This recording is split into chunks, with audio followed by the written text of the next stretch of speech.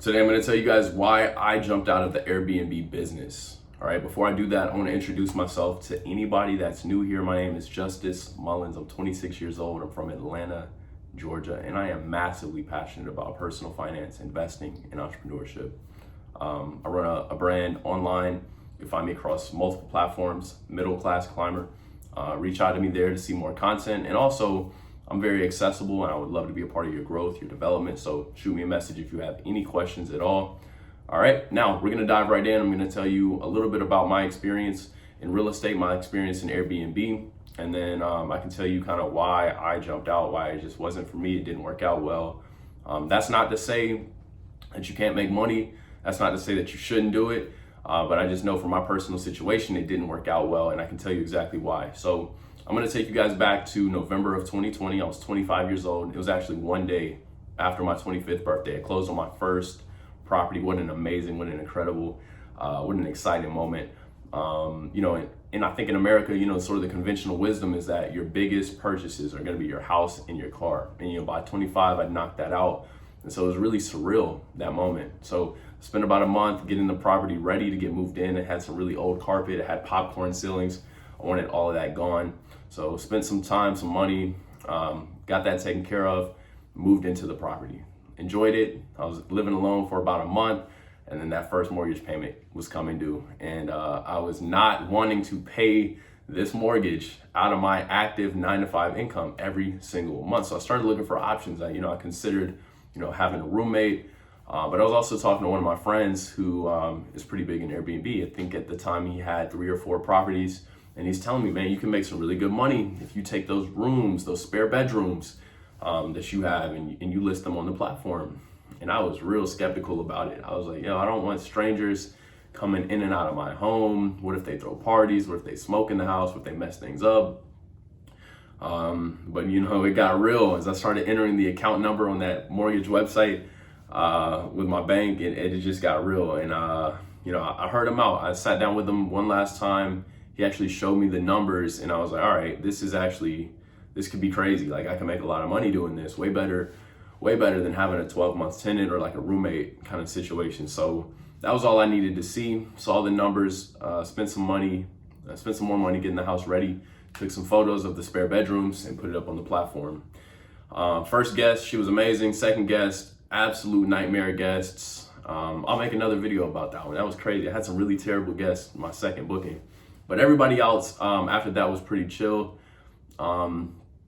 Pretty early on in the process, I did have somebody that asked to extend and I couldn't. They ended up booking the couch and they were on the couch then for like 6 months. So I had somebody on the couch and I had people constantly in the 2 spare bedrooms. And I was making 2.5 to 3 times my monthly mortgage. It was really cool, but as you can imagine, I've got strangers coming and going all times of the day and night. I'm constantly having to clean up behind grown folks. After doing this for months and months, it eats at you, it wears on you. I couldn't do it anymore. So I'm like, man, what do I do? I really liked the money that was coming in, but I just cannot stand to continue to clean after adults and share my home. So I was like, why don't I just buy another house? So less than a year later, that's exactly what I did. August of 2021, I closed on my second property. I'm 25 years old, got 2 properties in my name. And it's really, really surreal at this point. I've got 2 mortgages now that are due, and I don't want to pay with my active 9-to-5 income. So, it's like a race against the clock. I'm racing against that first mortgage payment on property number 2. And, I spent about $5,000 getting property number 1 completely ready for Airbnb, making sure all the light fixtures are the same, making sure that all the TVs in every single bedroom are hung so nobody can run off with them, snatch them, etc.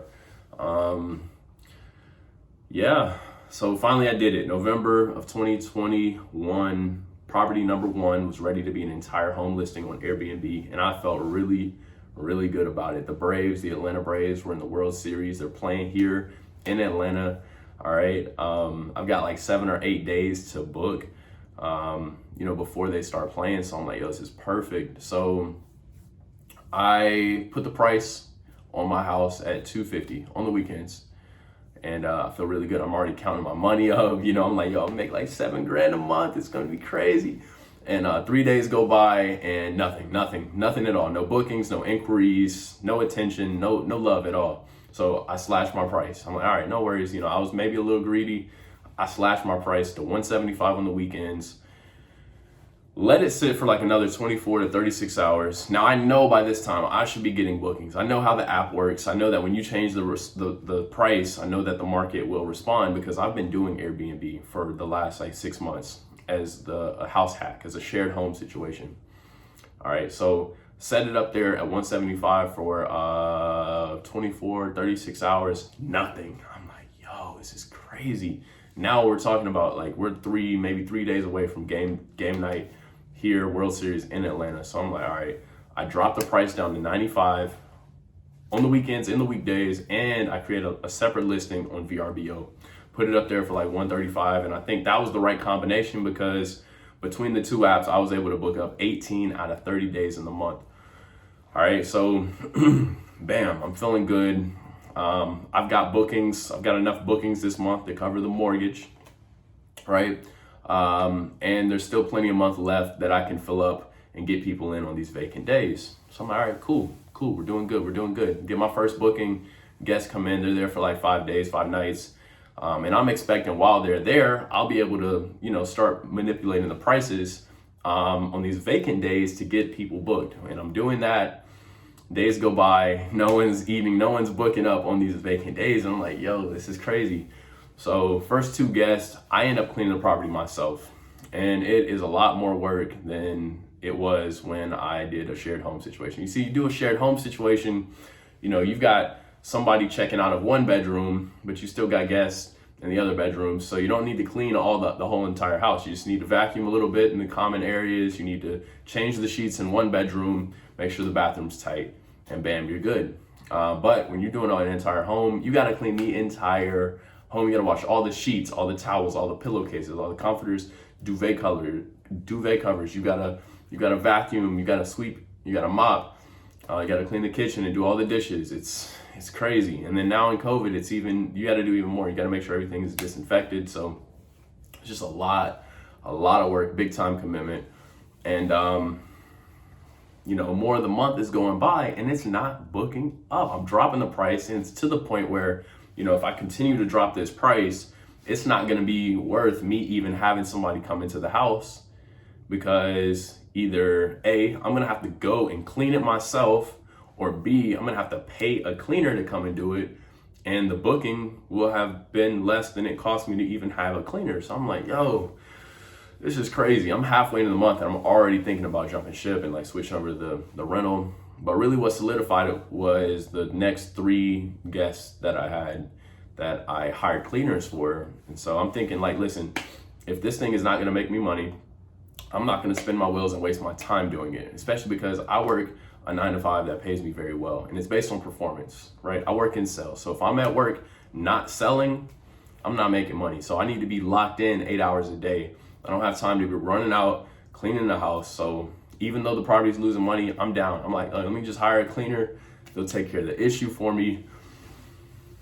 Man, hiring a cleaner created another issue. The other issue is that you've got to manage your cleaners, right? When you clean the house, when you clean your Airbnb, your property, your listing, you want to make sure that everything is clean so that the guests come in and have a good experience. When you hire a cleaner to come and clean your listing, they want to come in and do it as quick as humanly possible. That's the only thing on their mind. How quick can I turn this property over and be out? And so, I'm getting calls, confusion. Hey, wait, I've got to wash the sheets. Like, yeah, you definitely got to wash the sheets. I explained to you that I run an Airbnb and I need you to turn it over. You thought, what? You're going to take the sheets off the bed and put some new sheets and I was going to come back and wash the dirty sheets? Like, no, I didn't pay you for that. It's crazy to me. I get my cleaners calling me, telling me that my dryer is broken and that they need to charge me extra because it's not drying the clothes and now they're spending too much time at the property.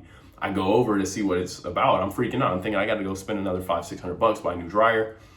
Come to find out, they've shoved 3 bedrooms worth of sheets and comforters and pillowcases into the washer and then taking them out because it had so much cloth in the washer.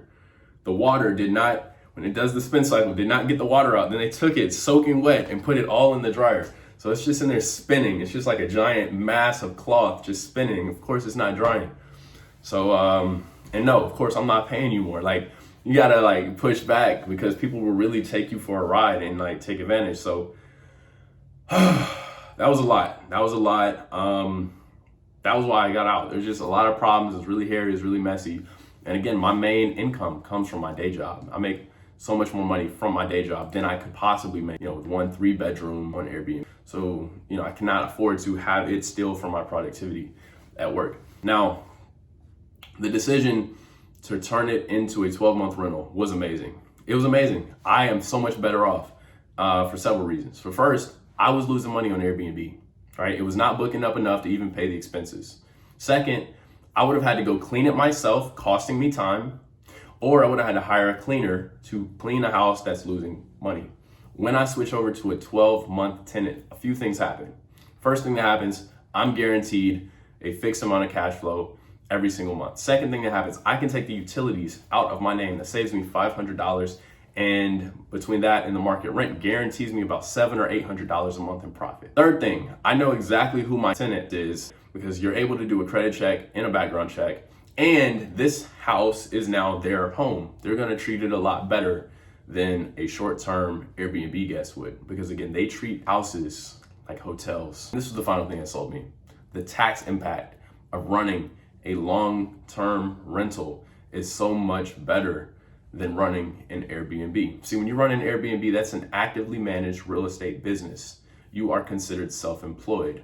All of your income or profit, if you have any, is going to be calculated on the Schedule C on your tax return. And so before it flows over to your 1040, you're going to get hit with 15.3% in self-employment taxes. Now, when you run a long-term, fully passive real estate business and you're just receiving income passively, no effort required, that income actually falls on Schedule E. Schedule E is for supplemental income. It does not require your active attention, and so it avoids that self-employment tax. You do not pay that 15.3%. So I go from Schedule C, which is going to tax me higher if I make money, but I'm losing money, to over here, I'm making about $800 to $1,000 a month because I got a mortgage and whatever. I can explain it later. Over here, making about $1,000 a month, not paying 15.3%. So again, losing money, making money, and paying less taxes. Why wouldn't I do it? It's a no-brainer. So that was what I did. That's why I did it. Listen, I hope this was helpful if you're thinking about jumping in. I know everybody and the grandma is selling a how to get started in Airbnb course, a mastermind, having masterminds. Everyone's throwing around the word passive income, and it's not all the hype, right? It's not all the hype. Now, you definitely can make money, right? If you want Airbnb to be your full-time source of income, your full-time business, absolutely. I think there's a huge opportunity still to make money there, but you got to really know where you are and what your goals are. So, if you have questions, obviously I can't talk about every single thing in this short video, but if you have questions, I'm happy to answer them. I'm happy to kind of chime in on what you got going. So that's it. Hope this was helpful.